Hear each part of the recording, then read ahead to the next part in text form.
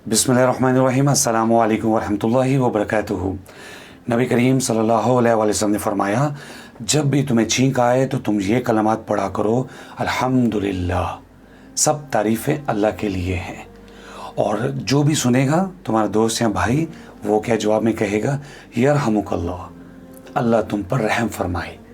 और जिसको छींक आई फिर वो इसका क्या जवाब देगा, यहदिकुमुल्लाहु व युस्लिहु बालकुम, अल्लाह ताला तुम्हें हदायत दे और तुम्हारा हाल दुरुस्त करे।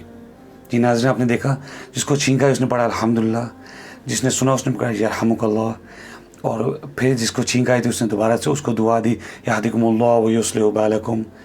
तो किस तरह एक दूसरे को दुआ देने का सिलसिला जारी है। हमारा इस्लाम बड़ा प्यारा है।